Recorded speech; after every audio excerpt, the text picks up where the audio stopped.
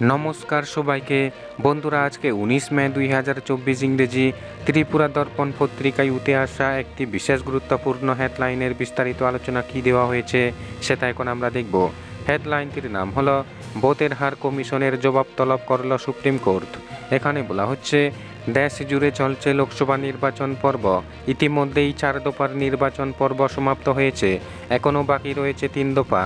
কিন্তু ভোট পর্ব মিটে যাওয়ার কয়েকদিন পর নির্বাচন কমিশনের পক্ষ থেকে ভোটের হার প্রকাশ করা হচ্ছে।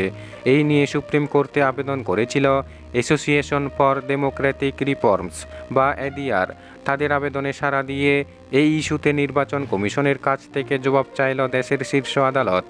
লোকসভা ভোটের প্রথম পর্বের 11 দিন পর সর্বশেষ ভোটের হার প্রকাশিত হয়েছে। দ্বিতীয় দফা ভোটের হার প্রকাশিত হয় 4 দিন পর। বিষয়টির মধ্যে অস্বচ্ছতার অভিযোগ তুলে সুপ্রিম কোর্টে দ্বারস্থ হয় এডিআর। পাশাপাশি আবেদনকারী সংস্থাটির পক্ষ থেকে ইভিএম বদল করার অভিযোগ তোলা হয়েছে। দেশের প্রধান বিচারপতি ডিওয়াই চন্দ্রচূড় এবং সুপ্রিম কোর্টের অপর 2 বিচারপতি জেবি ফারদিওয়ালা ও বিচারপতি মনোজ মিশ্রর ডিভিশন বেঞ্চ নির্বাচন কমিশনের কাছ থেকে এই বিষয়ে উত্তর চেয়েছে।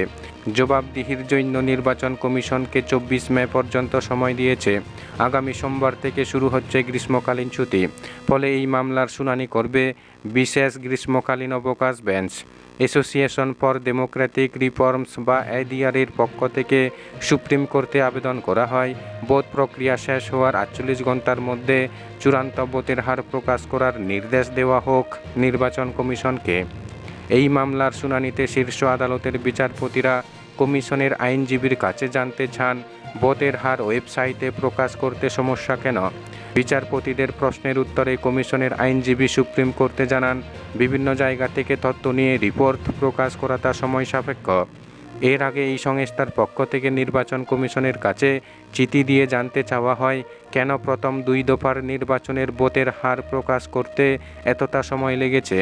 কংগ্রেস, সিপিএম, তৃণমূলও এই ইস্যুতে এডিআরকে সমর্থন করেছে। এর আগেও ইভিএম নিয়ে অনেকবার অভিযোগ উঠেছে।